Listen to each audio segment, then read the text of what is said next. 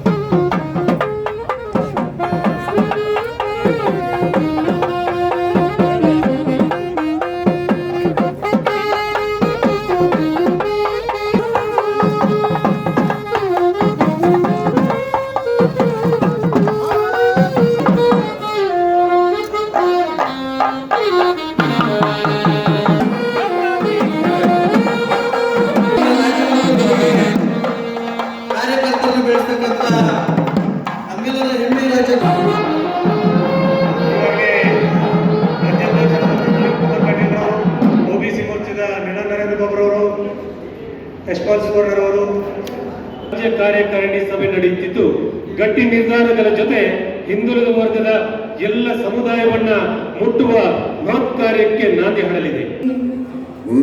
ಪೂಜಿಸೋಣ ಬನ್ನಿ, ಪೂಜಿಸೋಣ ಬನ್ನಿ, ಧ್ಯೇಯ ಭಾಸ್ಕರನ ದಿವ್ಯ ಕಿರಣಗಳ ನುರಿಗಣ್ಣ ತೆರೆಸಿರೈ ಹರಿಸಿ ಪ್ರಖರ ಮಿಂಚು ಮಗಳ ಪೂಜಿಸೋಣ ಬನ್ನಿ, ಪೂಜಿಸೋಣ ಬನ್ನಿ,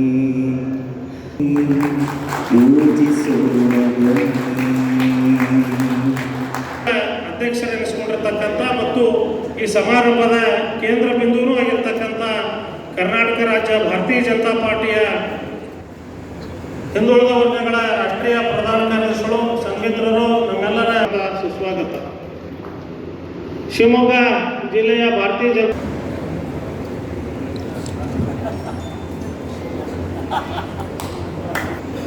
ನಾನು ಬೆಳಿಗ್ಗೆ ಉದ್ಘಾಟನೆಗೆ ಬರಬೇಕಿತ್ತು. ಅನಿವಾರ್ಯ ಸಂಘಟನೆ ಕಾರ್ಯದ ಒತ್ತಡದಿಂದ ಬೆಳಿಗ್ಗೆ ಬರಲಿಕ್ಕಾಗಲಿಲ್ಲ. ಸಮಾರೋಪಕ್ಕೆ ಬರ್ತೇನೆ ಅಂತ ಹೇಳಿದ್ರೆ ಸಮಾರೋಪಕ್ಕೆ ಬಂದಿದೆ. ಬಂದಾಗ ಬಹಳ ವಿಶಿಷ್ಟ ರೀತಿಯಲ್ಲಿ ಹಿಂದುಳಿದ ವರ್ಗದ ರಾಜ್ಯ ಕಾರ್ಯಕಾರಿಣಿ ನಡೆದಿದೆ. ಬಹಳಷ್ಟು ಬಾರಿ ರಾಜ್ಯ ಕಾರ್ಯಕಾರಿಣಿ ನಡೆದಾಗ ನಮ್ಮದೇ ಭಾವಚಿತ್ರಗಳು, ನಮ್ಮ ನಾಯಕರುಗಳ ಭಾವಚಿತ್ರಗಳು, ಎಲ್ಲ ನಮ್ಮ ಪಾರ್ಟಿಯ ಭಾವಚಿತ್ರಗಳನ್ನು ನೋಡಿ ಸಾಕಾಗಿದೆ. ಇಲ್ಲಿ ಒಂದು ಪರಿವರ್ತನೆಯನ್ನು ಮಾಡಿದಿರಿ. ಸಮಾಜಕ್ಕೆ ದಿಗ್ದರ್ಶನ ಕೊಟ್ಟಿರ್ತಕ್ಕಂಥ ಸಂತರ ಭಾವಚಿತ್ರಗಳನ್ನು ಹಾಕಿರುವುದು ಸಮಾಜಕ್ಕೆ ಒಂದು ಸುಂದರವಾಗಿರ್ತಕ್ಕಂತಹ ಧ್ಯೇಯವನ್ನು ಕೊಟ್ಟಿದ್ದೀರಿ. ಒಟ್ಟು ಕಳೆದ 2 ವರ್ಷಗಳಲ್ಲಿ ಹಿಂದುಳಿದ ಮೋರ್ಚಾ ಬಹಳ ಅದ್ಭುತವಾಗಿರ್ತಕ್ಕಂಥ ಕೆಲಸವನ್ನು ಮಾಡ್ತಾ ಇದೆ. ನಮ್ಮ ಪಾರ್ಟಿ ವಿಚಾರಧಾರೆಯಲ್ಲಿ ಸರ್ವವ್ಯಾಪಿ, ಸರ್ವಸ್ಪರ್ಶಿ, ಎಲ್ಲ ವ್ಯಕ್ತಿಗಳನ್ನು, ಎಲ್ಲ ಸಮಾಜದ ಕಟ್ಟಕಡೆಯ ವ್ಯಕ್ತಿಯವರಿಗೆ ತಲುಪತಕ್ಕಂಥ ವಿಚಾರಧಾರೆ ಇರತಕ್ಕಂಥ ಸಿದ್ಧಾಂತವನ್ನು ಮತಗಟ್ಟೆಯವರೆಗೆ ತಗೊಂಡು ಹೋಗತಕ್ಕಂಥ ಕೆಲಸವನ್ನು ಹಿಂದುಳಿದ ವರ್ಗ ಮೋರ್ಚಾ ಮಾಡಿದೆ. ನಿಮಗೆ ಅಭಿನಂದನೆಗಳು.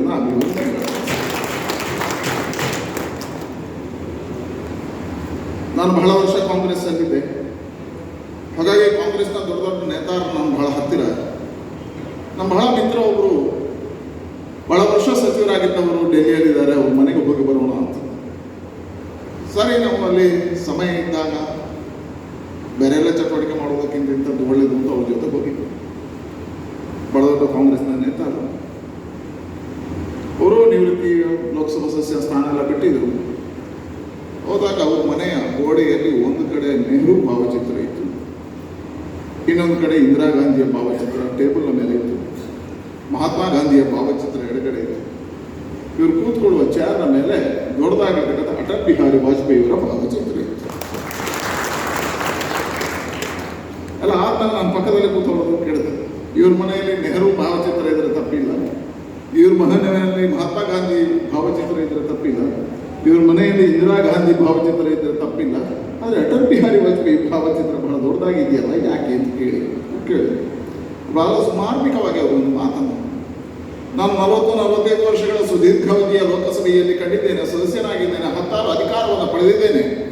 ಆದರೆ ಪ್ರತಿ ಬಾರಿಯೂ ದೇಶ ತಾಯಿ ಭಾರತಿಯಿಂದ ಬಂದಾಗ ಎದ್ದು ನಿಂತು ಭಾರತೀಯ ಪರವಾಗಿ ಮಾತನಾಡಿ ಭಾರತೀಯ ವಿಚಾರಧಾರೆಯನ್ನು ಮುಂದಿಟ್ಟು ಜಗತ್ತಿನ ಎತ್ತರಕ್ಕೆ ಭಾರತವನ್ನು ಕೊಂಡೊಯ್ಯುವ ಸಂಕಲ್ಪ ತೊಟ್ಟ ಒಬ್ಬ ಸಜ್ಜನ ಆದರ್ಶವಾದಿ ಮತ್ತು ಭಾರತ ಮಾತೆಯ ಭಕ್ತ ಯಾರಾದರಿದ್ರೆ ಅಟಲ್ ಬಿಹಾರಿ ವಾಜಪೇಯಿ.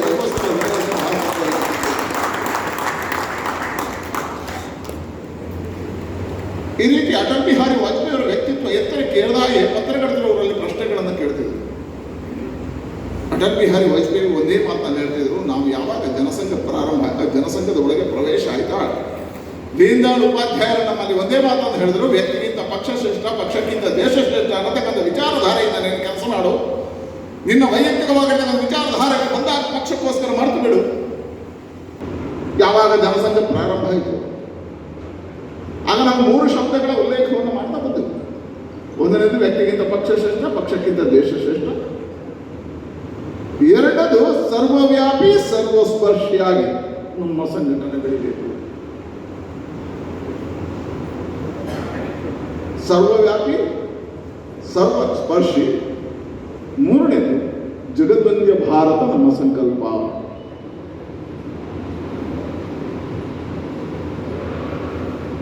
ಇವತ್ತು 10 ವ್ಯಕ್ತಿಗಳು, 10 ಕಾರ್ಯಕರ್ತರು, 10 ಪರಿಶ್ರಮಗಳು ಪಕ್ಷಕ್ಕೋಸ್ಕರ, ಪಕ್ಷದಿಂದ ದೇಶ ಶ್ರೇಷ್ಠ ಅನ್ನತಕ್ಕಂಥ ನಂಬಿಕೆಯ ಆಧಾರದಲ್ಲಿ ತನ್ನ ಜೀವನವನ್ನು, ತನ್ನ ಯೌವನವನ್ನು ಸಮರ್ಪಣೆ ಮಾಡಿದ ಪರಿಣಾಮ ಇವತ್ತು ಭಾರತೀಯ ಜನತಾ ಪಾರ್ಟಿ ಸುವರ್ಣ ಯುಗದಲ್ಲಿದೆ.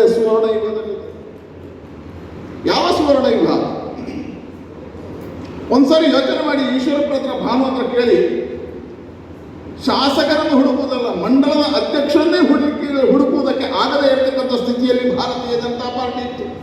ಮಂಡಲಾಧ್ಯಕ್ಷರನ್ನು ಹುಡುಕುವಾಗಿಲ್ಲ, ಹಿಂದುಳಿದ ವರ್ಗ ಮೋರ್ಚಾದ ಕಲ್ಪನೆ ಇಲ್ಲ,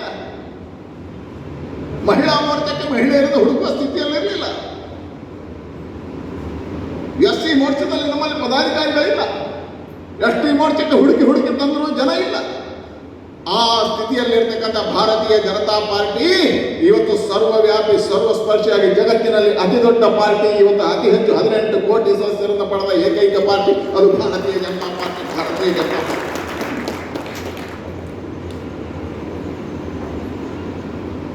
ಹಾಗಾಗಿ 10 ಹಿರಿಯರ ಪರಿಶ್ರಮಗಳು, 10 ಹಿರಿಯರ ಯೌವನದ ಸಮರ್ಪಣೆ ಈ ಪಾರ್ಟಿಯನ್ನು ಅಷ್ಟೆತ್ತರಕ್ಕೇರಿಸಿದೆ. ಇವತ್ತು ಆನಂದ ಆಗುತ್ತೆ, ಸರ್ವವ್ಯಾಪಿ ಸರ್ವಸ್ಪರ್ಶಿ. ನನಗಿಂತ ಹೆಚ್ಚು ಆನಂದ ಭಾರತಂತವರಿಗೆ ಆಗುತ್ತೆ. ಯಾಕೆ?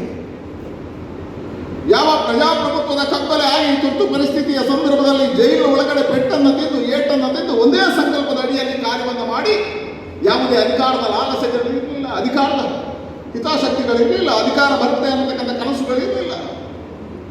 ಆ ಎಲ್ಲ ಕನಸುಗಳಿಂದ ಬೇರೆ ಆಗಿರ್ತಕ್ಕಂಥ ಒಂದೇ ಒಂದು ಕನಸಿತ್ತು, ಇದು ಈಶ್ವರೀಯ ಕಾರ್ಯ, ಇದು ಭಗವಂತನ ಕಾರ್ಯ, ತಾಯಿ ಭಾರತೀಯ ಸೇವೆಯನ್ನು ಮಾಡತಕ್ಕಂಥ ಸೇವಾ ಕಾರ್ಯ ನಮ್ಮದು. ಹಾಗಾಗಿ ಭಾರತೀಯ ಜನತಾ ಪಾರ್ಟಿ ಕೇವಲ ರಾಜಕೀಯ ಪಾರ್ಟಿ ಅಲ್ಲ. ನಮ್ಮ ದೇಶದಲ್ಲಿ 10 ಸಿದ್ಧಾಂತಗಳು ಬಂದಿದ್ದಾವೆ, 10 ಸಿದ್ಧಾಂತಗಳು ಬಂದಾವೆ. ಜ್ಞಾನ ಮಾರ್ಗವನ್ನು ಕೊಟ್ಟರು, ಭಕ್ತಿ ಮಾರ್ಗವನ್ನು ಕೊಟ್ಟರು, ಕರ್ಮ ಮಾರ್ಗವನ್ನು ಕೊಟ್ಟರು. ಶ್ರೀಕೃಷ್ಣ ಪರಮಾತ್ಮ 10 ಯೋಚನೆಗಳನ್ನು, 10 ವಿಚಾರಧಾರೆಗಳನ್ನು ಹೇಳಿದ. ಆದರೆ ಯಾವತ್ತು ಕೊನೆಗಳಿಗೆಯಲ್ಲಿ ಮುಂದಕ್ಕೆ ಹೋಗಲಿಲ್ಲ. ಯಾಕೆ? ಆ ಕಾಲದ ಸಂಘಟನೆಯ ಕೊರತೆ. ಆನಂತರ ಬ್ರಿಟಿಷರು ಬಂದರು, ಮೊಘಲರು ಬಂದರು, ಕೇಳ್ತೀವಿ ಯಾಕೆ ನಮ್ಮೊಳಗೆ ಇರತಕ್ಕಂಥ ಸಂಘಟನೆಯ ಕೊರತೆ. ಆದರೆ ನಮ್ಮ ಕೊನೆಯ ಸಂಕಲ್ಪ ಇದೆಯಲ್ಲ, ಜಗದ್ವಂದ್ಯ ಭಾರತ ನಿರ್ಮಾಣ, ಇದಕ್ಕೆ ಬೇಕಾಗಿರ್ತಕ್ಕಂಥದ್ದು ಸಂಘಟನೆಯ ಶಕ್ತಿಯಿಂದ ಮಾತ್ರ ಸಾಧ್ಯ. ಆ ವಿಚಾರಧಾರೆಯಿಂದ ಸಂಘಟನೆಯ ಶಕ್ತಿ ಆಧಾರ ಅಂತ ತಿಳ್ಕೊಂಡು ಕೆಲಸ ಮಾಡಿರ್ತಕ್ಕಂಥ ನಮ್ಮೆಲ್ಲರ ಹಿರಿಯರ ಪರಿಶ್ರಮದಿಂದ ಭಾರತದಲ್ಲಿ ಇವತ್ತು ಭಾರತೀಯ ಜನತಾ ಪಾರ್ಟಿ ಸ್ವರ್ಣ ಯುಗದಲ್ಲಿದೆ. ಕೇಂದ್ರದಲ್ಲಿ ನರೇಂದ್ರ ಮೋದಿ ಆಡಳಿತ ಇದೆ, ಕರ್ನಾಟಕದಲ್ಲಿ ಭಾರತೀಯ ಜನತಾ ಪಾರ್ಟಿಯ ಬೊಮ್ಮಾಯಿ ಆಡಳಿತ ಇದೆ. ಇವತ್ತು ಅಂತಹ ಅಧಿಕಾರದ ಕಾಲಘಟ್ಟದಲ್ಲಿ ನಾವಿದ್ದೇವೆ. ಅದು ಸ್ವರ್ಣ ಯುಗ. ಕೇವಲ ಭಾರತೀಯ ಜನತಾ ಪಾರ್ಟಿಗೆ ಮಾತ್ರ ಸ್ವರ್ಣ ಯುಗ ಅಲ್ಲ.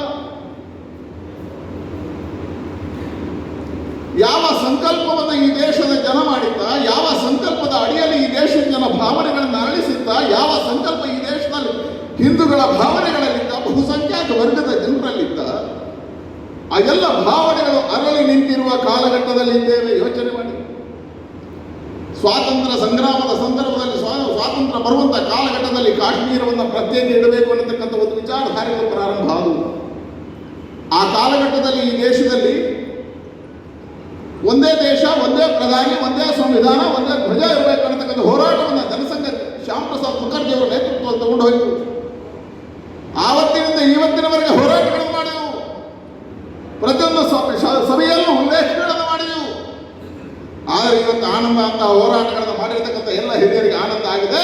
ಇವತ್ತು ಕಾಶ್ಮೀರದಲ್ಲಿ 370ನೇ ವಿಧಿ ರದ್ದತಿಯನ್ನು ಮಾಡಿ ಸ್ವಾತಂತ್ರ್ಯವನ್ನು ತಂದು ಕೊಡತಕ್ಕಂಥ ಭಾರತದ ಒಂದು ಅವಿಭಾಜ್ಯ ಅಂಗ ಅನ್ನತಕ್ಕಂಥ ತೋರಿಸ್ತಕ್ಕಂಥ ಕಾಲಘಟ್ಟದಲ್ಲಿ ನಾವಿದ್ದೇವೆ. ಯಾವ ಅಯೋಧ್ಯೆ 10 ಹೋರಾಟಗಳು ನಡೆದು ಅಯೋಧ್ಯೆಯ ಪ್ರಭು ಶ್ರೀರಾಮಚಂದ್ರನ ಮಂದಿರಕ್ಕೋಸ್ಕರ ಸುದೀರ್ಘವಾಗಿ ಹೋರಾಟಗಳು ಮಾಡಿದ್ದು, 10 ಬಲಿದಾನಗಳಾಯಿತು. ಅಯೋಧ್ಯೆಯಲ್ಲಿ ಪ್ರಭು ಶ್ರೀರಾಮಚಂದ್ರನ ಮಂದಿರದ ನಿರ್ಮಾಣ ಆಗಬೇಕು. ಘೋಷಣೆಗಳನ್ನು ಕೊಟ್ಟಿದ್ದೆವು, ಹೋಗಿದೆವು, ಕಟ್ಟಿದೆವು. ಅಲ್ಲೇ ಅಲ್ಲೇ ಮಂದಿರ. ಅಯೋಧ್ಯೆಯ ಪ್ರಭು ಶ್ರೀರಾಮಚಂದ್ರನ ಮಂದಿರದ ಕನಸುಗಳನ್ನು ಕಟ್ಟೆವು.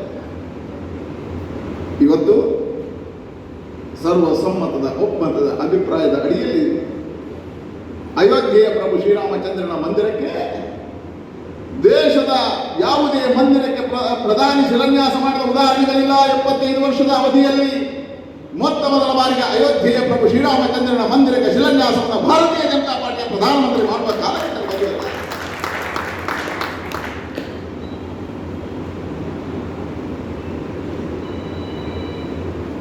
ನಮ್ಮೆಲ್ಲ ಹಿರಿಯರ ಸಂಕಲ್ಪಗಳು ಒಂದು ಮೋಕ್ಷ ಭೂಮಿ ಕಾಶಿ. ನಾವು ಹುಟ್ಟಿದ್ರೆ ಕಾಶಿಯಲ್ಲಿ ಹುಟ್ಟಬೇಕು, ಸತ್ರ ಕಾಶಿಯಲ್ಲಿ ಸಾಯ್ಬೇಕು. ಕೊನೆ ಕಾಶಿಯಲ್ಲಿ ಸಾಯ್ಲಿಕ್ಕಾಗಾಯಿತು, ಗಂಗೆಯ ತೀರ್ಥವನ್ನು ಕುಡಿದಾದರೂ ಸಾಯ್ಬೇಕು, ಅದು ಮೋಕ್ಷಕ್ಕೆ ಹೋಗುವ ದಾರಿ ಅನ್ನತಕ್ಕಂಥ ಪರಿಕಲ್ಪನೆಗಳಿತ್ತು. ಆ ಕಾಶಿ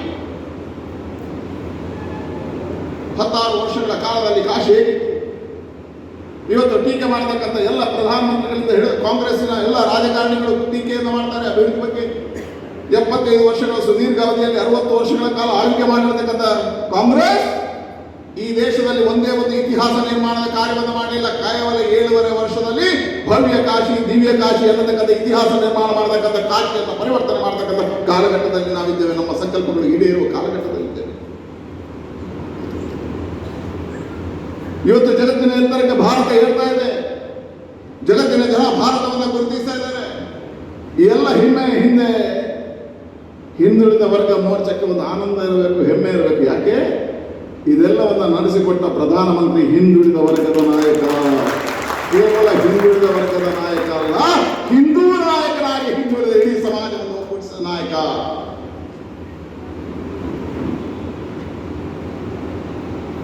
ಬಹಳ ವರ್ಷ, ಬಹಳ ಸುದೀರ್ಘ ಅವಧಿಯಲ್ಲಿ ನಮ್ಮನ್ನ ಮೇಲ್ವರ್ಗದ ಜಾತಿಯ ಪಾರ್ಟಿ ಅಂತ ಕರೆದರು. ಇವತ್ತು ನರೇಂದ್ರ ಮೋದಿಯ ಸರ್ಕಾರದಲ್ಲಿ ಅತಿ ಹೆಚ್ಚು ಹಿಂದುಳಿದ ವರ್ಗದ ಮಂತ್ರಿಗಳಿದ್ರೆ ಅದು ನರೇಂದ್ರ ಮೋದಿಯ ಸರ್ಕಾರದ ಅವಧಿಯಲ್ಲಿ ನರೇಂದ್ರ ಮೋದಿ ಅವರಿಗೆ. ಅತಿ ಹೆಚ್ಚು SC ಮಂತ್ರಿಗಳಿದ್ರೆ ಅದು ಹಿಂದುಳಿದ ನರೇಂದ್ರ ಮೋದಿಯ ಕಾಲಘಟ್ಟದಲ್ಲಿ. ಅತಿ ಹೆಚ್ಚು ಮಹಿಳಾ ಮಂತ್ರಿಗಳಿದ್ರೆ ನರೇಂದ್ರ ಮೋದಿಯ ಕಾಲಘಟ್ಟದಲ್ಲಿ. ಯಾಕೆ ಸ್ವಾಮಿ ನೀವು ಕೊಡ್ಲಿಕ್ಕಾಗಲಿಲ್ಲ ಹೇಳಿದ್ರೆ ಇವತ್ತು ದೇಶದಲ್ಲಿ ಪರಿವರ್ತನೆಗಳಾಗ್ತವೆ. ಇವತ್ತು ಎಲ್ಲ ವರ್ಗಗಳು ಭಾರತೀಯ ಜನತಾ ಪಾರ್ಟಿ ಕಡೆಗೆ ಆಕರ್ಷಿತ ಆಗ್ತಾ ಇದೆ. ಇವತ್ತು ಭಾರತೀಯ ಜನತಾ ಪಾರ್ಟಿ ಮುಂದುವರಿದ ಪಾರ್ಟಿ ಅಲ್ಲ, ಸರ್ವವ್ಯಾಪಿ ಸರ್ವಸ್ಪರ್ಶಿಯಾಗಿರ್ತಕ್ಕಂಥ ಪಾರ್ಟಿ. ಇವತ್ತು ಮತಗಟ್ಟೆವರೆಗೆ ಎಲ್ಲ ಸಮುದಾಯಗಳನ್ನು ಆಕರ್ಷಣೆ ಮಾಡಿರ್ತಕ್ಕಂಥ ಪಾರ್ಟಿ. ನಾವು ಹೇಳ್ತಾ ಬಂದೆವು ಬಹಳ ವರ್ಷಗಳ ಕಾಲ ವಿಭಿನ್ನ ಮತ್ತು ವಿಶಿಷ್ಟ ಪಾರ್ಟಿ. ನಮ್ಮಲ್ಲಿ ಆಪರೇಷನ್ ಕಮಲದಂತಹ ಘಟನೆಗಳು ನಡೆದಾಗ ಬಹಳಷ್ಟು ಜನ ಕೇಳೋರಿದ್ರು ಪತ್ರಕರ್ತರು, ಏನ್ರಿ ನಿಂದು ವಿಭಿನ್ನ, ಏನ್ರಿ ನಿಂದು ವಿಶಿಷ್ಟ? ಎಲ್ಲ ಪಾರ್ಟಿಯಾಗಿ ಯೋಚನೆ ಮಾಡಿ. ನಮ್ಮ ಸರ್ಕಾರ ಆಡಳಿತಕ್ಕೆ ಬಂದ ಮೇಲೆ ಪರಿವರ್ತನೆಗಳಾದ ನೋಡಿ. ಯಾವ ಹಳ್ಳಿಯಲ್ಲಿ ಹುಟ್ಟಿ ವಿದ್ಯಾಭ್ಯಾಸವನ್ನು ಪಡೆಯದೆ, ಶಿಕ್ಷಣದ ಜ್ಞಾನವೇ ಇಲ್ಲದೆ, ಬಡತನದ ಕಟ್ಟ ಕಡೆಯ ಬಡತನದ ಕಣ್ಣೀರಿನಲ್ಲಿ ಬದುಕತಕ್ಕಂಥ ಒಬ್ಬ ಹಾಜಬ್ಬ ಹಣ್ಣು ವ್ಯಾಪಾರವನ್ನು ಮಾಡಿ ತನ್ನ ಊರಿನ ಶಾಲೆಯನ್ನು ಅಭಿವೃದ್ಧಿಪಡಿಸುವಂತ ಹಾಜಬ್ಬನಿಗೆ ಪದ್ಮಶ್ರೀ ಪ್ರಶಸ್ತಿ ಕೊಟ್ಟಿದ್ರೆ ಅದು ನಮ್ಮ ಸರ್ಕಾರ. ವಿಭಿನ್ನ ಅಲ್ವಾ? ಯಾವ ಪದ್ಮಶ್ರೀ ಪ್ರಶಸ್ತಿಗೆ ಅರ್ಜಿಗಳನ್ನು ಹಾಕಿ ಇನ್ಫ್ಲುಯೆನ್ಸ್ಗಳನ್ನು ಮಾಡಬೇಕಾಗಿರ್ತಕ್ಕಂಥ ಕಾಲಘಟ್ಟದಲ್ಲಿ ಯಾವುದೇ ಪರಿಚಯ ಇಲ್ಲದೆ ಹಾಜಪ್ಪನಿಗೆ ಪದ್ಮಶ್ರೀ. ಕಾಡಿನ ಮಧ್ಯ ಬೆಳೆದು ಕಾಡಿನ ಮರ ಗಿಡಗಳ ಪರಿಚಯವನ್ನು ಮಾಡಿಕೊಂಡಿರ್ತಕ್ಕಂಥ ತುಳಸಿ ಗೌಡರಿಗೆ ಇವತ್ತು ಪದ್ಮಶ್ರೀ, ಆ ತಾಯಿಗೆ ಪದ್ಮಶ್ರೀ ಪ್ರಶಸ್ತಿ. ಸಾಲು ಮರದ ತಿಮ್ಮಕ್ಕನಿಗೆ ಪದ್ಮಶ್ರೀ ಪ್ರಶಸ್ತಿ. ಯಾವ ಯೋಚನೆಗಳು ಇದು? ವಿಭಿನ್ನ ಅಲ್ವಾ? ನಮ್ಮ ಆಡಳಿತದಲ್ಲಿ ವಿಭಿನ್ನ, ನಮ್ಮ ಪಾರ್ಟಿ ವಿಭಿನ್ನ. ಯಾವ ಕಾಡಿನ ಮಧ್ಯೆ ಹುಟ್ಟಿರ್ತಕ್ಕಂತಹ, ಕಾಡಿನಲ್ಲೇ ಹುಟ್ಟಿ, ಕಾಡಿನಲ್ಲೇ ಬೆಳೆದು, ಕಾಡಿನಲ್ಲೇ ಶಿಕ್ಷಣವನ್ನು ಪಡೆದು ತನ್ನ ಸಮುದಾಯಕ್ಕೆ ಅನನ್ಯವಾಗಿರ್ತಕ್ಕಂಥ ಕೊಡುಗೆಯನ್ನು ಕೊಟ್ಟಿರ್ತಕ್ಕಂಥ ಶಾಂತಾರಾಮ ಸಿದ್ಧಿ ಅಂತವರು ವಿಧಾನ ಪರಿಷತ್ತಿಗೆ ಬಂದು ತನ್ನ ಸಮಾಜಕ್ಕೆ ನ್ಯಾಯವನ್ನು ಕೊಡ್ತಕ್ಕಂಥ ಕೆಲಸವನ್ನು ಮಾಡ್ತಕ್ಕಂಥ ವಿಭಿನ್ನ ಅಲ್ವಾ? ಸಾಮಾನ್ಯರಾಗಿರ್ತಕ್ಕಂಥ ಅಶೋಕ್ ಗಸ್ತಿ ಕಾರ್ಯಕರ್ತನಾಗಿ ಬೆಳೆದು ಎತ್ತರಕ್ಕೆ ಏರಿ ಇವತ್ತು ರಾಜ್ಯಸಭಾ ಸದಸ್ಯ ನಾವು ಕಲ್ಕೊಂಡೆವು. ಒಂದೇ ಒಂದು ಅಧಿಕಾರವನ್ನು ಕೇಳಿಲ್ಲ, ಒಂದೇ ಒಂದು ಪದವಿಯನ್ನು ಕೇಳಿಲ್ಲ, ಒಂದೇ ಒಂದು ಅರ್ಜಿಯನ್ನು ಕೊಡದೇ ಇರತಕ್ಕಂಥ ಅಶೋಕ್ ಗಸ್ತಿಯನ್ನು ಕರೆದು ರಾಜ್ಯಸಭಾ ಸದಸ್ಯರನ್ನಾಗಿ ಮಾಡತಕ್ಕಂಥ ಪಾರ್ಟಿ ಇದ್ರೆ ಅದು ಭಾರತೀಯ ಜನತಾ ಪಾರ್ಟಿ, ಅದು ಭಾರತೀಯ ಜನತಾ ಹೇಳಿದೆ ವಿಭಿನ್ನ ಮತ್ತು ವಿಶಿಷ್ಟ. ಹಾಗಾಗಿ ಹೇಳಿದೆ ನಮ್ಮ ಪಾರ್ಟಿಯಲ್ಲಿ ಕಾರ್ಯವನ್ನು ಮಾಡ್ತಾ ಮಾಡ್ತಾ ಮಾಡ್ತಾ ಬೆಳೆಯುವುದಕ್ಕೆ ಸಾಧ್ಯ ಇದೆ. ಆಗ ನಾವು ಅಯೋಧ್ಯೆಯನ್ನು ಮರೆತಿಲ್ಲ, ಅಧಿಕಾರ ಸಿಕ್ಕಾಗ ನಾವು ಕಾಶಿಯನ್ನು ಮರೆತಿಲ್ಲ, ಅಧಿಕಾರ ಸಿಕ್ಕಾಗ ಅಭಿವೃದ್ಧಿಯನ್ನು ಮರೆತಿಲ್ಲ. ಆ ಮಂತ್ರದ ಅಡಿಯಲ್ಲಿ ರಾಷ್ಟ್ರವನ್ನು ಮುನ್ನಡೆಸ್ತಾ ಕೆಲಸವನ್ನು ಮಾಡಿದ್ದೇವೆ. ಅಧಿಕಾರ ಸಿಕ್ಕಾಗ ಕಾರ್ಯಕರ್ತರನ್ನೂ ಪಾರ್ಟಿ ಮರೆತಿಲ್ಲ. ಹಾಗಾಗಿ ಶಾಂತರಾಮ ಸಿದ್ಧಿ ವಿಧಾನ ಪರಿಷತ್. ಹಾಗಾಗಿ ಹೇಳಿದೆ ನಾವು ಯಾವತ್ತೂ ದಾರಿಯನ್ನು ತಪ್ಪಿಲ್ಲ.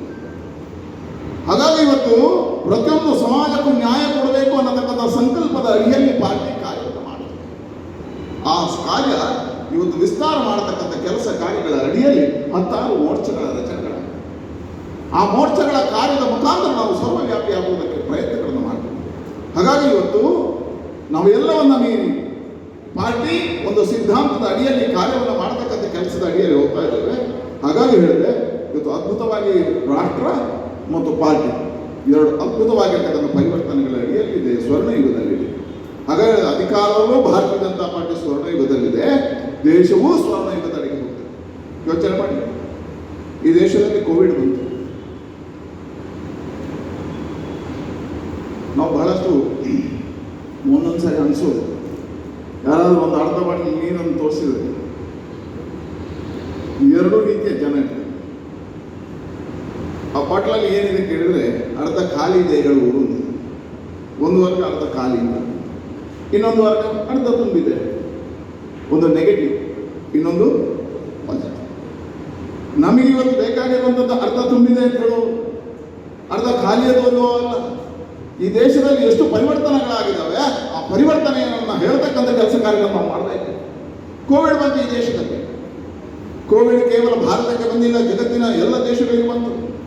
ಎಲ್ಲ ದೇಶಗಳು ಸಮಸ್ಯೆ ಎದುರಿಸಿಕೊಂಡು ಈ ದೇಶದಲ್ಲಿ ಸುದೀರ್ಘಾವಧಿಯಲ್ಲಿ ಆಡಳಿತ ಮಾಡಿರ್ತಕ್ಕಂಥವರು ಆರೋಗ್ಯ ಇಲಾಖೆ ಕಡೆ ಗಮನ ಹರಿಸದೇ ಇರೋದರ ಪರಿಣಾಮ ಈ ದೇಶಕ್ಕೆ ಕೋವಿಡ್ ಬಂದಾಗ ಈ ದೇಶದಲ್ಲಿ ಒಂದೇ ಒಂದು ಲ್ಯಾಬೊರೇಟರಿಗಳಿತ್ತು. ಆಸ್ಪತ್ರೆಗಳಲ್ಲಿ ವೆಂಟಿಲೇಟರ್ಗಳಿರಲಿಲ್ಲ, ಸ್ಯಾನಿಟೈಸರ್ ನಮಗೆ ಕಲ್ಪನೆಗಳಿರಲಿಲ್ಲ, ಮಾಸ್ಕ್ಗಳನ್ನು ಹೇಳುವ ಬಗ್ಗೆ ಚಿಂತನೆಗಳಿರಲಿಲ್ಲ, ಆಕ್ಸಿಜನ್ ಘಟಕಗಳಿರಲಿಲ್ಲ. ಆ ಮಧ್ಯೆ ಕೋವಿಡ್ ಬಂತು. ಕೋವಿಡ್ ಬಂದಾಗ ಈ ದೇಶದಲ್ಲಿ ಒಂದು ಪರಿವರ್ತನೆ ಕಾರ್ಯವನ್ನು ಮಾಡಬೇಕಾಗಿರ್ತಕ್ಕಂಥ ಅನಿವಾರ್ಯತೆ. ಪ್ರಧಾನಮಂತ್ರಿಗಳು ಯೋಚನೆ ಮಾಡ್ತಾರೆ, ಈ ದೇಶದ ಕೋವಿಡ್ ಅನ್ನು ಜನಜಾಗೃತಿ ಮಾಡಬೇಕಾಗಿರ್ತಕ್ಕಂಥ ಜವಾಬ್ದಾರಿ ಇದೆ. ಆ ಕೋವಿಡ್ನ ಎಚ್ಚರಿಕೆಯನ್ನು ಜನರಿಗೆ ಮುಟ್ಟಿಸಬೇಕಾಗಿರ್ತಕ್ಕಂಥ ಅನಿವಾರ್ಯತೆಗಳಿದ್ದಾವೆ. ಕೋವಿಡ್ನ ಬಗ್ಗೆ ಜಾಗೃತಿ ಮಾಡತಕ್ಕಂಥ ಕೆಲಸ ಕಾರ್ಯಗಳ ಅವಶ್ಯಕತೆ ಇದೆ. ಅದಕ್ಕೋಸ್ಕರ ಲಾಕ್ಡೌನ್ ಮೊದಲ ಬಾರಿ ಘೋಷಣೆ ಮಾಡಲಿಲ್ಲ, ತಿಳ್ಕೊಳ್ಳಿ. ಒಂದು ದಿನ ಪ್ರಧಾನಮಂತ್ರಿಗಳು ಹೇಳ್ತಾರೆ, ಜನ ಎಚ್ಚರಿಕೆಯಿಂದ ಇರಬೇಕು, ಬೆಳಗಿನಿಂದ ಸಂಜೆವರೆಗೆ ಮನೆ ಒಳಗೆ ಇರಬೇಕು, ಸಂಜೆ ಬಂದು ಮನೆ ಹೊರಗೆ ದಾದಿಯರಿಗೆ ಅಭಿನಂದನೆ ಸಲ್ಲಿಸುವುದಕ್ಕೆ ಚಪ್ಪಾಳೆಯನ್ನು ತಟ್ಟಬೇಕು. ಈ ದೇಶದಲ್ಲಿ ಸ್ವಾತಂತ್ರ್ಯ ನಂತರದ ಪ್ರಧಾನಮಂತ್ರಿಗಳಲ್ಲಿ ಲಾಲ್ ಬಹದ್ದೂರ್ ಶಾಸ್ತ್ರಿ ಹೇಳಿದಾಗ ಈ ದೇಶದ ಜನ ಕೇಳ್ತಿದ್ರು, ಅದು ಬಿಟ್ಟರೆ ನರೇಂದ್ರ ಮೋದಿ ಹೇಳಿದಾಗ ಕೇಳಿದ್ರು, ಇಡೀ ದೇಶದ ಜನ ಮನೆ ಒಳಗೆ ಕೂತು ಸಂಜೆ ಹೊತ್ತು ಚಪ್ಪಾಳೆ ಅಂತ ಟೀಕೆ ಮಾಡಿರೋದಕ್ಕೂ ಚಪ್ಪಾಳೆ ತಟ್ಟಿದ್ದು ಸುಮ್ಮನೆ ಅಲ್ಲ, ಸುಳ್ಳಾಗಿ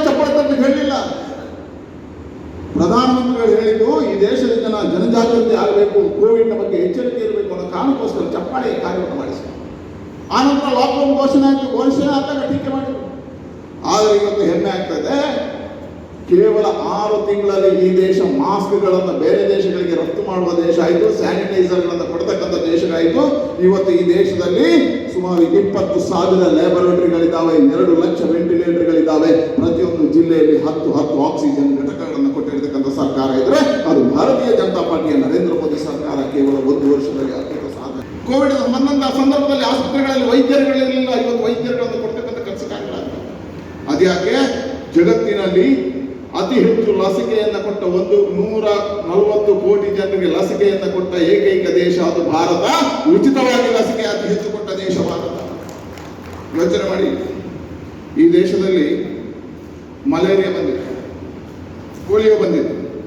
ಪೋಲಿಯೋ ಮಲೇರಿಯಾದ ಮಧ್ಯೆ ಈ ದೇಶಕ್ಕೆ ಔಷಧಿ ಯಾವಾಗ ಬಂತು? ಪೋಲಿಯೋಗೆ 40 ವರ್ಷದ ನಂತರ ಬಂತು. ಮಲೇರಿಯಾಕ್ಕೆ ಪೂರ್ಣ ಔಷಧಗಳನ್ನು ಇವತ್ತಿಗೂ ಕೊಡ್ಲಿಕ್ಕಾಗಲಿಲ್ಲ. ಆದರೆ ಕೇವಲ 6 ತಿಂಗಳಲ್ಲೇ ಕೋವಿಡ್ಗೆ 140 ಕೋಟಿ ಜನರಿಗೆ ನರೇಂದ್ರ ಮೋದಿ ಸರ್ಕಾರ ಇವತ್ತು ಲಸಿಕೆ ಕೊಡ್ತಕ್ಕಂಥ ಕೆಲಸ. ಹೀಗಾಗಿ ಅದ್ಭುತವಾಗಿರ್ತಕ್ಕಂಥ ಕಾರ್ಯಗಳು ನಮ್ಮ ಸರ್ಕಾರದಿಂದ ಆಗ್ತದೆ. ಅದಕ್ಕೋಸ್ಕರ ಹೇಳಿದೆ, ಇವತ್ತು ಜನರ ಭವಿಷ್ಯವನ್ನು ಮತ್ತು ರಕ್ಷಣೆ ಮಾಡ್ತಕ್ಕಂಥ ಕೆಲಸವನ್ನು ಕೋವಿಡ್ ಮುಖಾಂತರ ನಮ್ಮ ಸರ್ಕಾರ ಮಾಡಿದೆ. ಕೋವಿಡ್ನಲ್ಲಿ ಬಂದಿರತಕ್ಕಂಥವರೆಲ್ಲ ಪ್ರಾಣ ರಕ್ಷಣೆಗೆ ನಮ್ಮ ಸರ್ಕಾರ ಜವಾಬ್ದಾರಿಯನ್ನು ಹೊತ್ತಿದೆ. ಈ ದೇಶದಲ್ಲಿ ಒಬ್ಬನೇ ಒಬ್ಬ ಅನ್ನ ಆಹಾರಗಳಿಲ್ಲದೆ ಸಾಯಲಿಲ್ಲ. ಕೋವಿಡ್ನ ಸಂದರ್ಭದಲ್ಲಿ ಪ್ರತಿಯೊಬ್ಬನ ಮನೆ ಬಾಗಿಲಿಗೂ ಅನ್ನ ಆಹಾರಗಳನ್ನು ತಲುಪಿಸತಕ್ಕಂಥ ಕೆಲಸವನ್ನು ನಮ್ಮ ಸರ್ಕಾರ ಮಾಡಿದೆ. ಪ್ರತಿಯೊಂದು ಮನೆಯಲ್ಲಿ ಕೂತವರಿಗೂ ಮಹಿಳೆಯರಿಗೆ 500 ರೂಪಾಯಿಗಳು ಜನಧನ್ ಅಕೌಂಟ್ ಮುಖಾಂತರ ಹಾಕುವಂಥ ಕೆಲಸ ಕಾರ್ಯಗಳನ್ನು ಸರ್ಕಾರ ಮಾಡಿದೆ. ಉದ್ಯಮಗಳನ್ನು ರಕ್ಷಣೆ ಮಾಡೋದಕ್ಕೋಸ್ಕರ ಆತ್ಮನಿರ್ಭರ ಭಾರತ ಅಡಿಯಲ್ಲಿ ಯೋಜನೆಗಳನ್ನು ಕಲ್ಪಿಸಿದೆ. ಇವತ್ತು ಹೆಮ್ಮೆ, ಕೋವಿಡ್ ಬಂದ ಮೇಲೆ ಜಗತ್ತಿನಲ್ಲಿ ಆರ್ಥಿಕ ಸುಸ್ಥಿತಿಯನ್ನು ಪಡೆದಿರತಕ್ಕಂಥ ದೇಶ ಅದು ಭಾರತ. ಇವತ್ತಿಗೂ ಎದ್ದು ನಿಂತಿದೆ ಭಾರತ ಎದ್ದು ನಿಂತಿದೆ. ಹಾಗಾಗಿ ಪ್ರಧಾನಮಂತ್ರಿಗಳ ದೃಢವಾಗಿರ್ತಕ್ಕಂಥ ಸಂಕಲ್ಪದಿಂದ ಭಾರತ ದೃಢವಾಗಿರ್ತಕ್ಕಂಥ ಹೆಜ್ಜೆಯನ್ನು ಇಡ್ತಾ ಇದೆ. ಜಗತ್ತು ಭಾರತ ಕಡೆಗೆ ಗಮನಿಸಿದೆ, ಜಗತ್ತು ಭಾರತ. ಹಾಗೆ ಎಲ್ಲ ಸಂದರ್ಭಗಳಲ್ಲೂ ಭಾರತವನ್ನು ಎತ್ತರಕ್ಕೆ ಏರಿಸ್ತಕ್ಕಂಥ ಕೆಲಸ ನಮ್ಮ ಸರ್ಕಾರದಿಂದ ಆಗಿದೆ. ರಾಜ್ಯದಲ್ಲಿ ನಾವು ಹಿಂದೆ ಹೇಳಿದ್ವಿ, ಮತಾಂತರ ನಿಷೇಧ ಕಾಯ್ದೆ ಆಗಬೇಕು, ಮತಾಂತರ ನಿಷೇಧ ಕಾಯ್ದೆ ಆಗಬೇಕು, ಮತಾಂತರ ನಿಷೇಧ ಕಾಯ್ದೆ. ಮತಾಂತರ ಅನ್ನತಕ್ಕಂಥ ಅಂಬೇಡ್ಕರ್ ಹೇಳಿದ್ರು, ಮತಾಂತರದಿಂದ ರಾಷ್ಟ್ರಾಂತರ ಆಗುತ್ತೆ. ಮತಾಂತರ ಅನ್ನತಕ್ಕಂಥದ್ದು ಒಂದು ಬಿಡುಗು. ಸಮಾಜದೊಳಗೆ ಗೊಂದಲ ಸೃಷ್ಟಿಯಾಗುತ್ತೆ, ಕುಟುಂಬದೊಳಗೆ ಗೊಂದಲ ಸೃಷ್ಟಿಯಾಗುತ್ತೆ. ಅದಕ್ಕೋಸ್ಕರ ಮತಾಂತರ ಅನ್ನತಕ್ಕಂಥದ್ದು ನಿಯಂತ್ರಣ ಮಾಡಬೇಕಾಗಿರ್ತಕ್ಕಂಥ ಅನಿವಾರ್ಯತೆ ಇದೆ ಅನ್ನತಕ್ಕಂಥದ್ದು ಎಲ್ಲರೂ ಒಪ್ಕೊಂಡಿದ್ರು. ಯಾವುದೋ ಒಂದು ಮತದ ಮೇಲೆ ದಾಳಿ ಅಲ್ಲ ನಮ್ಮದು, ಯಾವುದೋ ಒಂದು ಮತದ ವಿರುದ್ಧ ಅಲ್ಲ. ಮತಾಂತರ ಅನ್ನತಕ್ಕಂಥದ್ದು ಎಲ್ಲ ಮತಗಳಿಗೆ ಇರ್ತಕ್ಕಂಥ ಬಿಡುಗು. ಸಮಾಜ ಹಾಳಾಗುತ್ತೆ, ಗ್ರಾಮಗಳು ಹಾಳಾಗುತ್ತೆ, ಕುಟುಂಬ ಹಾಳಾಗುತ್ತೆ. ಅದಕ್ಕೋಸ್ಕರ ಮತಾಂತರ ನಿಷೇಧ ಕಾಯ್ದೆ ಆಗಬೇಕು. ಇವತ್ತು ಬೊಮ್ಮಾಯಿಯವರಿಗೆ ಅಭಿನಂದನೆ ಸಲ್ಲಿಸ್ತೇನೆ. ಮತಾಂತರ ನಿಷೇಧ ಕಾನೂನನ್ನು ತರುವುದರ ಮುಖಾಂತರ ನಮ್ಮ ದೃಢವಾಗಿರ್ತಕ್ಕಂಥ ಸಂಕಲ್ಪವನ್ನು ಹೊತ್ತಿದೆ. ಸಮಾಜಗಳನ್ನು ಸಂರಕ್ಷಣೆ ಮಾಡತಕ್ಕಂಥ ಕೆಲಸ ಕಾರ್ಯಗಳು. ನಮ್ಮ ದೇವಸ್ಥಾನಗಳು ಇವತ್ತು ಸ್ವಾಯತ್ತತೆ ಅಡಿಯಲ್ಲಿ ಬರಬೇಕು. ದೇವಸ್ಥಾನಗಳಿಗೆ ಅದರದ್ದೇ ಆಗಿರ್ತಕ್ಕಂಥ ರಕ್ಷಣೆಗಳು ಬೇಕು. ಇವತ್ತು ದೇವಸ್ಥಾನಗಳನ್ನು ಉಳಿಸ್ತಕ್ಕಂಥ, ದೇವಸ್ಥಾನದ ಆರ್ಥಿಕ ಸುರಕ್ಷತೆಯನ್ನು ಕೊಡ್ತಕ್ಕಂಥ ಕೆಲಸ ಕಾರ್ಯಗಳಾಗಬೇಕು. ಅದಕ್ಕೋಸ್ಕರ ಒಂದು ಧಾರ್ಮಿಕ ದತ್ತಿಯಲ್ಲಿ ಸುಂದರವಾಗಿರ್ತಕ್ಕಂಥ ತೀರ್ಮಾನ ತಗೊಳ್ಬೇಕು ಅಂತಕ್ಕಂಥ ಸಂಕಲ್ಪವನ್ನು ಇವತ್ತು ಬೊಮ್ಮಾಯಿ ಸರ್ಕಾರ ಮಾಡಿದೆ. ಗೋಹತ್ಯೆ ನಿಷೇಧ ಕಾನೂನು ಬರಬೇಕು, ಗೋಹತ್ಯೆ ನಿಷೇಧ ಕಾನೂನು ಬರಬೇಕು, ಹೋರಾಟಗಳನ್ನು ಮಾಡಿದನು. ಇವತ್ತು ಬಹಳ ಹೆಮ್ಮೆ ಆಗ್ತದೆ. ಗೋಹತ್ಯೆ ನಿಷೇಧ ಕಾನೂನನ್ನು ನಮ್ಮ ಸರ್ಕಾರ ಬಂದಿದೆ. ಇದರ ಮುಖಾಂತರ ಇಡೀ ಸಂರಕ್ಷಣೆ ಮಾಡತಕ್ಕಂಥ ಕೆಲಸ ಕಾರ್ಯಗಳಾಗ್ತದೆ. ಹಾಗಾಗಿ ಇವತ್ತು ದೃಢವಾಗಿರ್ತಕ್ಕಂಥ ಸರ್ಕಾರ ತೀರ್ಮಾನಗಳನ್ನು ತಗೊಳ್ತಾ ಇದೆ. ಈ ಕಾಲಘಟ್ಟದಲ್ಲಿ ಹಿಂದುಳಿದ ವರ್ಗಗಳಿಗೆ ನ್ಯಾಯ ಕೊಡ್ತಕ್ಕಂಥ ಕೆಲಸವನ್ನು ನಮ್ಮ ಸರ್ಕಾರ ಮಾಡಿದೆ. ಅದ್ಭುತವಾಗಿರ್ತಕ್ಕಂಥ ಕೇಂದ್ರ ಸರ್ಕಾರ ಹಿಂದುಳಿದ ಇಲಾಖೆಗಳ ಅಡಿಯಲ್ಲಿ ಯೋಜನೆಗಳನ್ನು ಅನುಷ್ಠಾನಗೊಳಿಸುತ್ತದೆ. ವಿಶೇಷವಾಗಿರ್ತಕ್ಕಂಥ ಆಯೋಗದ ರಚನೆಯನ್ನು, ಇವತ್ತು ಹಿಂದುಳಿದ ವರ್ಗದ ಆಯೋಗದ ರಚನೆಯನ್ನು ಕೇಂದ್ರ ಸರ್ಕಾರ ಮಾಡಿದೆ. ಹಿಂದುಳಿದ ಸಮುದಾಯಗಳಿಗೆ ನ್ಯಾಯವನ್ನು ಕೊಡಬೇಕು, ಎಲ್ಲ ಸಮಾಜಗಳನ್ನು ಸೇರಿಸಬೇಕು ಅನ್ನತಕ್ಕಂಥ ಪರಿಕಲ್ಪನೆಗಳಿದ್ದಾವೆ. ಹಾಗಾಗಿ ಭಾರತೀಯ ಜನತಾ ಪಾರ್ಟಿ ಎಲ್ಲ ಸಮಾಜಗಳಿಗೆ ನ್ಯಾಯ ಕೊಡ್ತಕ್ಕಂಥ ಪಾರ್ಟಿಯಾಗಿ ಜವಾಬ್ದಾರಿಯನ್ನು ಹೊತ್ತಿದೆ. ಆ ಕಾಲಘಟ್ಟದಲ್ಲಿ ನಾವು ರಾಜ್ಯ ಕಾರ್ಯಕಾರಿಣಿಯನ್ನು ಮಾಡ್ತೇವೆ. ನಿಮಗನಿಸಿದೆ, ಇವತ್ತು ರಾಜ್ಯ ಕಾರ್ಯಕಾರಿಣಿ ಹಿಂದುಳಿದ ಮೋರ್ಚಾ ಬಹಳ ಅದ್ಭುತವಾಗಿರ್ತಕ್ಕಂಥ ಕೆಲಸವನ್ನು ಮಾಡಿದೆ. ಇನ್ನಷ್ಟು ಸವಾಲುಗಳು ಜಾಸ್ತಿ ಇದೆ ನಮಗೆ. ಆ ಸವಾಲಿನ ಮಧ್ಯೆ ನಾವು ಕೆಲಸವನ್ನು ಮಾಡಬೇಕು. ಸವಾಲೇನು? ಪ್ರತಿಯೊಂದು ಸಮುದಾಯವನ್ನು, ಸಣ್ಣ ಸಮುದಾಯಗಳನ್ನು ಜೋಡಿಸ್ತಕ್ಕಂಥ ಕೆಲಸ ಕಾರ್ಯಗಳು. ಹಿಂದುಳಿದ ವರ್ಗದಲ್ಲಿರ್ತಕ್ಕಂಥ ಪ್ರತಿಯೊಬ್ಬ ವ್ಯಕ್ತಿಯನ್ನು ಜೋಡಿಸ್ತಕ್ಕಂಥ ಕೆಲಸ ಕಾರ್ಯಗಳು. ಪ್ರತಿ ಮತಗಟ್ಟೆಯಲ್ಲಿರ್ತಕ್ಕಂಥ ಒಂದೊಂದು ಊರಿನಲ್ಲಿರ್ತಕ್ಕಂಥ ಒಂದೊಂದು ಜಾತಿಯನ್ನು ಗುರುತಿಸ್ತಕ್ಕಂಥ ಕೆಲಸ. ಸಾಮಾಜಿಕ ನ್ಯಾಯದಡಿಯಲ್ಲಿ ಎಲ್ಲರಿಗೂ ಜವಾಬ್ದಾರಿಗಳನ್ನು ಕೊಡ್ತಕ್ಕಂಥ ಕೆಲಸ ಆಗಬೇಕು.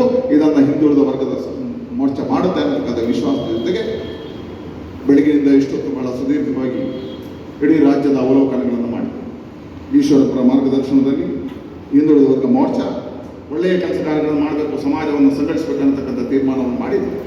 ಇವತ್ತು ಬೆಳಗ್ಗೆಯಿಂದ 16 ಯೋಚನೆಗಳನ್ನು ಪಾರ್ಟಿ ಮಾಡಿದೆ. ಮುಂದಿನ 3 ತಿಂಗಳ ನಮ್ಮ ಕಾರ್ಯ ವಿಸ್ತರಣೆ ಬಗ್ಗೆ ಚರ್ಚೆಗಳಾಗಿದ್ದಾವೆ ಅಂತ ನಾನು ತಿಳ್ಕೊಡ್ತೇನೆ. ಒಳ್ಳೆಯ ರೀತಿಯಲ್ಲಿ ಈ ಕಾರ್ಯಗಳು ವಿಸ್ತೃತ ಆಗಲಿ, ಅದರ ಮುಖಾಂತರವಾಗಿ ನಮ್ಮ ಕಾರ್ಯಗಳನ್ನು ಯಶಸ್ವಿ ಮಾಡತಕ್ಕಂಥ ಕೆಲಸ ಕಾರ್ಯಗಳಾಗಲಿ ಅಂತ ಹೇಳ್ತಾ, ನಮ್ಮ ಜವಾಬ್ದಾರಿ ಇರತಕ್ಕಂಥ ಕ್ಷೇತ್ರಗಳಲ್ಲಿ ಒಳ್ಳೆಯ ರೀತಿಯಲ್ಲಿ ಕೆಲಸ ಮಾಡಬೇಕಾಗ್ತದೆ. ಜವಾಬ್ದಾರಿ ನಾವು ಬಹಳ ಎಚ್ಚರಿಕೆಯಿಂದ ಜವಾಬ್ದಾರಿಯನ್ನು ನಿರ್ವಹಣೆ ಮಾಡಬೇಕು. ಕೇವಲ ಅಧಿಕಾರಕ್ಕಾಗಿ ನಮ್ಮ ಕಾರ್ಯ ಅಲ್ಲ, ನಮ್ಮ ಕಾರ್ಯ ಅದು ಈಶ್ವರೀಯ ಕಾರ್ಯ. ನಾವು ಬಹಳ ಕೇರಳದಲ್ಲಿ ಒಂದು ಕಾರ್ಯಕರ್ತರ ಮನೋಭಾವಗಳು ಹೇಗಿರ್ತದೆ, ಆ ದೃಢವಾಗಿರ್ತಕ್ಕಂಥ ಸಂಕಲ್ಪಗಳು ಹೇಗಿರ್ತದೆ ಅನ್ನೋದನ್ನು ನಾನು ಕಂಡುಕೊಂಡಿರ್ತಕ್ಕಂಥ ವಿಚಾರ ಮುಂದೆ ಕೇರಳದಲ್ಲಿ ಅಲ್ಲಿಯ ಕಾರ್ಯಕರ್ತರು ಜೀವವನ್ನು ಪಣದೊಟ್ಟು ಕೆಲಸವನ್ನು ಮಾಡ್ತಾರೆ. ನಿತ್ಯ ಅಲ್ಲಿ ಹತ್ಯೆಗಳಾಗ್ತದೆ, ರಾಜಕೀಯ ಹತ್ಯೆ. ನಾನು 4 ವರ್ಷ ಪ್ರಭಾರಿಯಾಗಿದೆ. ಒಂದು ದಿವಸ ನಮ್ಮ ಒಬ್ಬ ಯುವ ಮೋರ್ಚಾದ ಕಾರ್ಯಕರ್ತನ ಮೇಲೆ ಕಮ್ಯುನಿಸ್ಟ್ ಗೂಂಡಾಗಳು ದಾಳಿ ಮಾಡಿ ಭಾಳ ಸೀರಿಯಸ್ ಆಗಿದೆ, ಆಸ್ಪತ್ರೆಯಲ್ಲಿ ಮಲಗಿತ್ತು. ನಮ್ಮ ಕಾರ್ಯಕರ್ತರು ಹೇಳಿದ್ರು ಒಂದು ಸಾರಿ ಅವನನ್ನು ನೋಡಿ ಬರಬೇಕು ಆಸ್ಪತ್ರೆ ಕೊನೆಯ ಗಳಿಗೆಯಲ್ಲಿ. ನಾವು ಹೋಗಿ ಮಾತನಾಡಿಸಿದೆ. ಕಷ್ಟದಲ್ಲಿದ್ದ, ಅವನಿಗೂ ನಾನು ಬದುಕ್ತೇನೋ ಇಲ್ವೋ ಅನ್ನುವಂಥ ಸಂಶಯ ಇತ್ತು. ನಾನು ನಮಸ್ಕಾರ ಮಾಡಿದೆ, ಹೇಗಿದ್ದೆ ಕೇಳಿದೆ. ಪರವಾಗಿಲ್ಲ ಅಂತ ಹೇಳಿದೆ, ನೋವಿದೆ ಅಂತ ಹೇಳಿದೆ. ನಿನ್ನ ಸಂಕಲ್ಪಗಳೇನು ಅಂತ ಅವ್ರು ಕೈ ಹಿಡಿದಿರೋದು. ನನ್ನ ಜೀವಿತಾವಧಿಯಲ್ಲಿ ಕೇರಳದಲ್ಲಿ ಒಬ್ಬ ಶಾಸಕನನ್ನು ಕಾಣಬೇಕು ಅಂತಿದ್ದೆ, ಆದರೆ ಗೂಂಡಾಗಳು ಹೊಡೆದಿದ್ದಾರೆ. ನಾನು ಭಗವಂತನಲ್ಲಿ ಪ್ರಾರ್ಥನೆ ಮಾಡಿದೆ, ಇನ್ನೊಂದು ಜನ್ಮ ಅಂತ ಇದ್ದರೆ ಇದೇ ಕೇರಳದಲ್ಲಿ ಬಂದು ನಾನು ಭಾರತೀಯ ಜನತಾ ಪಾರ್ಟಿಯ